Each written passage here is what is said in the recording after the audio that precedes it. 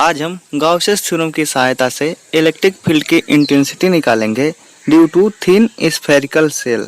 जो हम spherical shell consider करेंगे वो यूनिफॉर्मली चार्ज होगा प्लस क्यू चार्ज से, और जो चार्ज होगा उसके सरफेस पे यूनिफॉर्मली डिस्ट्रीब्यूटेड होगा। स्फेरिकल सेल एक हॉलो स्फीयर होता है वेरी स्मॉल थिकनेस का, जिसका जो इनर रेडियस होता है वो आउटर रेडियस की कंपैरिजन में नेगलेक्ट होता है। हम यहाँ पे एक स्फेरिकल सेल कंसीडर कर रहे हैं जिसका रेडियस r है और सेंटर O है, जो कि यूनिफॉर्मली चार्ज है प्लस क्यू चार्ज से, और जो चार्ज है इसके सरफेस पे रिसाइड कर रहा है। सरफेस पे यूनिफॉर्मली चार्ज का डिस्ट्रीब्यूशन हुआ है। हम यहाँ पे 3 पॉइंट कंसीडर करेंगे जहाँ पे हमको इलेक्ट्रिक फील्ड की इंटेंसिटी निकालनी है। एक आउटसाइड ऑफ द सेल, और एक on the surface of the shell, और एक इनसाइड द सेल। हमें पता है कि चार्ज इनक्लोज नहीं हो रहा है इस स्फेरिकल सेल से, चार्ज जो है वो सरफेस पे रिसाइड कर रहा है। तो जो इनसाइड स्फेरिकल सेल होगा चार्ज वो Q इक्वल टू 0 होगा। कोई चार्ज इनक्लोज नहीं हो रहा है इस स्फेरिकल सेल से, तो inside spherical shell electric field जो होगा वो 0 होगा। अब हम बारी बारी से इलेक्ट्रिक फील्ड की इंटेंसिटी निकालेंगे इन तीनों पॉइंट के लिए। पहला केस ले रहे हैं at a point outside of the shell. हम एक पॉइंट कंसीडर करेंगे जो इस सेल से बाहर है। इसके सेंटर से स्मॉल और डिस्टेंस पे एक पॉइंट P कंसीडर करेंगे जो इस सेल से बाहर है। हमको इलेक्ट्रिक फील्ड की इंटेंसिटी पता करनी है इस पॉइंट पे, तो हम एक क्लोज गैसियन सरफेस यहाँ पे ड्रा करेंगे in the form of sphere, जो पॉइंट P को सरफेस पे कंटेन करता हो।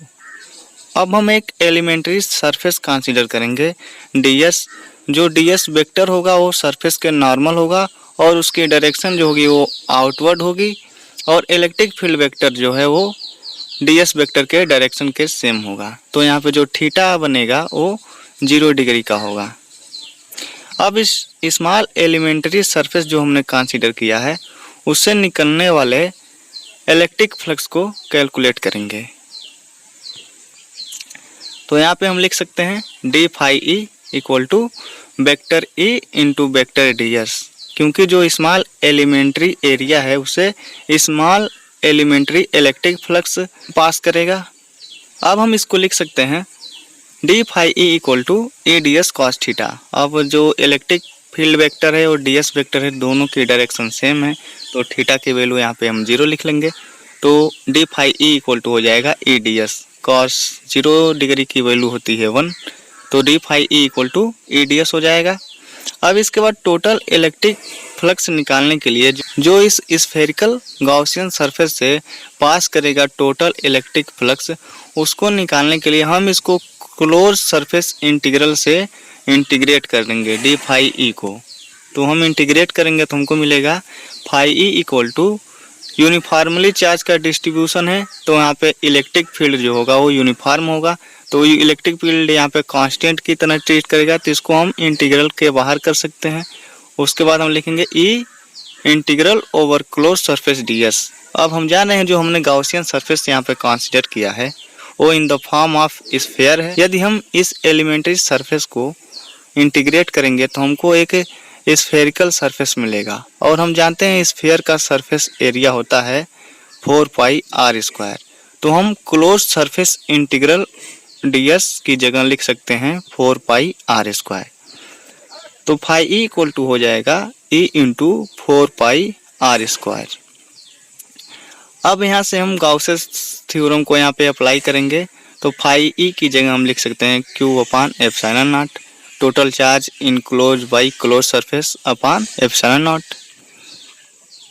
तो यहाँ से हमको मिलेगा q upon epsilon naught equal to e into 4 pi r square. अब यहाँ से हम e को कैलकुलेट करेंगे तो हमको मिलेगा e equal to 1 upon 4 pi epsilon naught into q upon r square.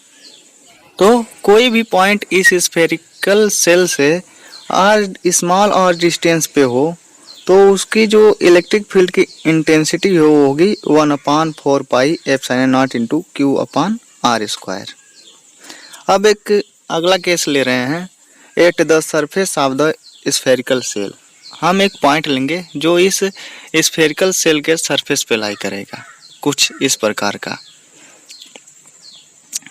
तो स्फेरिकल सेल के सरफेस पे यदि कोई पॉइंट लाई करेगा तो वो कैपिटल आर डिस्टेंस दूर होगा इसके सेंटर से, क्योंकि सरफेस पे लाई कर रहा है और ओ से सरफेस तक की डिस्टेंस है आर। तो कोई पॉइंट है यदि हम पी लेंगे तो वो सेंटर से कैपिटल आर डिस्टेंस पे होगा, जो कि इसका रेडियस है इस स्फेरिकल सेल का। तो वही वाला हमारा एक्सप्रेशन रहेगा, केवल जो स्मॉल आर है वो कैपिटल आर में चेंज हो जाएगा।